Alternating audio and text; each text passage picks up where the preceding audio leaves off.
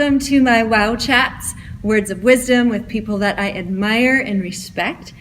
And today I have the wowzer, Diane Lee. Thank you, Shelly. Thanks for being here. This is great. Yeah. We've corresponded on Facebook for what, maybe 4 years.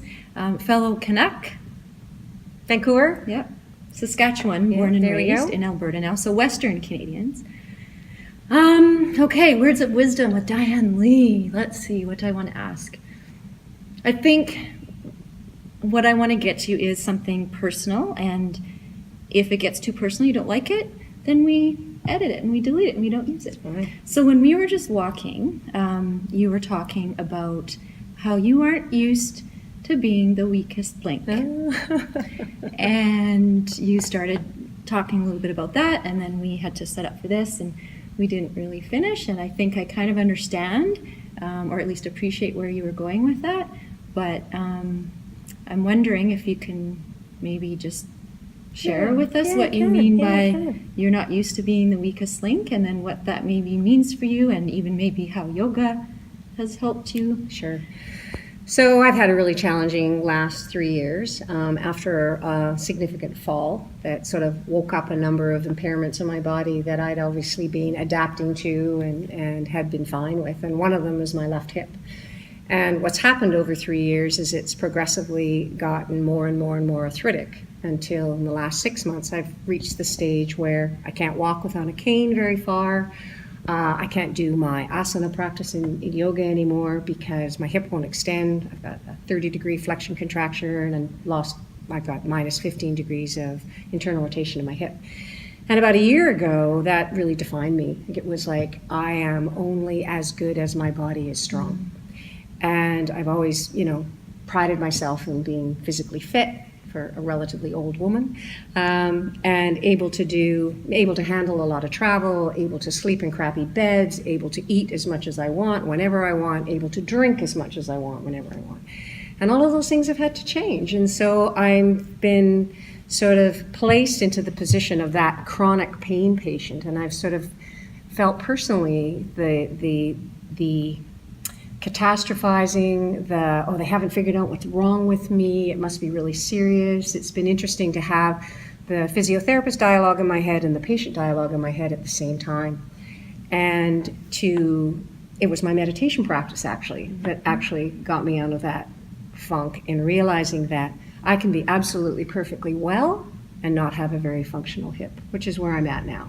But I am physically the weakest link at the moment. I can't stand for very long. I can't physically do a lot of things in vertical loading, but I'm a powerhouse on a reformer. So put me horizontal and in Pilates, and I'm still very strong.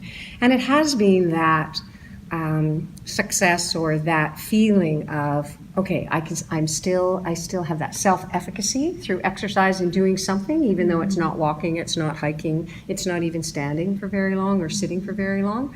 I found some part of it that sort of is really very, very positive. And I really believe that I am well in spite of what the future holds. So, I have a surgery. Date's not booked, but I have a total hip replacement in my future, which I never, ever expected to have. And I guess, Shelly, the whole thing has been just really, really empowering and really empathy creating for people who don't have explained pain, because unexplained pain is absolutely the worst.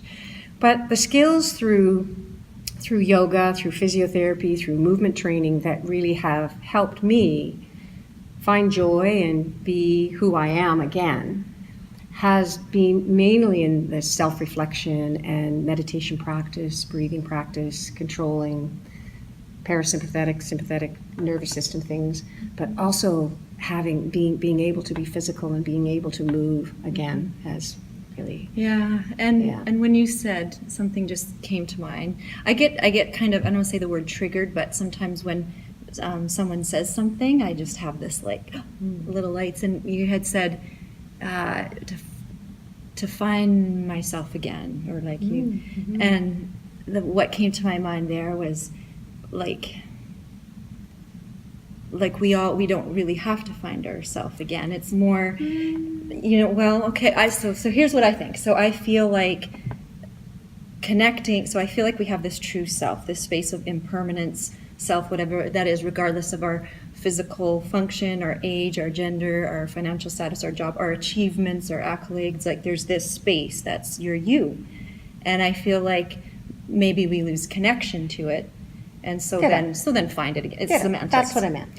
So that it's there, and we just have to sometimes allow what's in the way of connecting. So I feel the same. Finding it again and allowing. Yeah. So I go, here's me. There's mental language, physical language, and emotional language. And I was stuck for a while in this physical language. I have to fix my hip to be better. That my hip has to be better in order. And I was seeking help everywhere, not realizing that better was already there. Yeah. And so did you find then for a moment that when all that was going on with the hip, and that you did feel that you were identified with that? Like Absolutely. And if I may talk about myself for a second, one thing that I'm working on is not trying to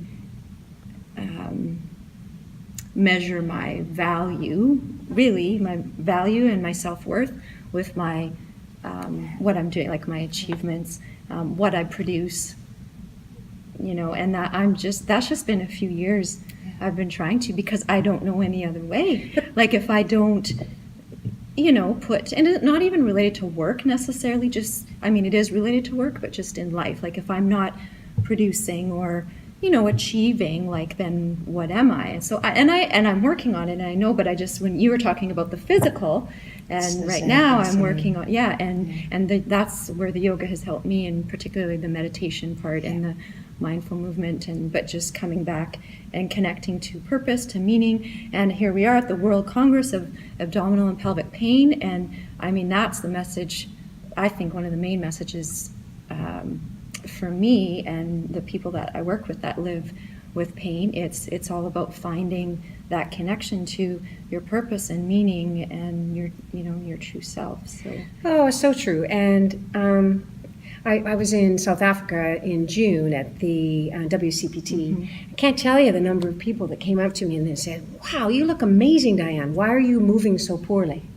And they couldn't. Really? People said that? Oh yeah. They said, "You're radiant. You've lost all this weight. You look really well. You look amazing, but you're not moving really well. What's going on with the hip?"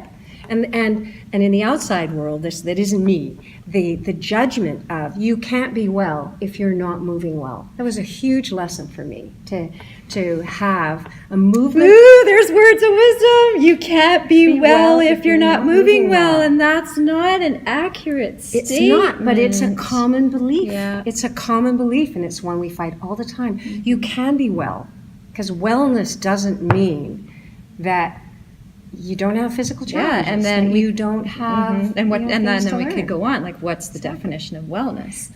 Totally. And then we could. Totally. Well, I don't think we'll go into that, because that would be another 50. Well, that would be another, lifetime, I guess, to really figure that out. But I have an idea of what wellness, means to me. Well, and there is also this personal challenge. You're supposed to be this lumbo-pelvic hip expert, and you have a hip problem you can't fix, right? That's the internal dialogue. And I saw that you create your narrative. My language. Yeah. And then a year ago, when I wasn't sure if it was my back driving my hip, or my hip driving my back, or my pelvis, or whatever it was, I saw a spine specialist, because I'd had an injection in my back that had made my pain go away for like 2 weeks. I didn't pay enough attention to movement happening, but movement was happening. But anyway, everything came back. And so he was assessing me, and he refers people to the clinic all the time, and he just looked at me in standing and went, "Whoa, are you ever crooked? What's going on with you? You're supposed to fix this stuff. How come you're not fixing yourself?" That's not just your perception. No, that's exactly really what he said. He looked at me and he went, "I send people to you to fix this. Like, how come? Like, what?" And it was sort of really like, I know, and I haven't been able to fix this. What is this? That's going on. And that was in the time where it wasn't really clear exactly what was driving it. My hip needed to degenerate a bit more to be exact, to actually show me sort of what it was. And now I'm in a really good mental, emotional state, and physical state as well. It's just I walk with a cane, I walk with a limp, and that's going to change. It's not forever. Everything's And, impermanent. everything's impermanent. Everything's Except for our space, that's permanent. Essence. Essence. Oh, this is thank you, Diane. This is You're welcome. fantastic. Great. Words of Really wisdom, great. Diane Lee. Good to see you. Thanks for watching this WOW chat, and thanks, Diane, for being vulnerable and sharing your story. For more words of wisdom from other phenomenal people, check out my other WOW chat episodes.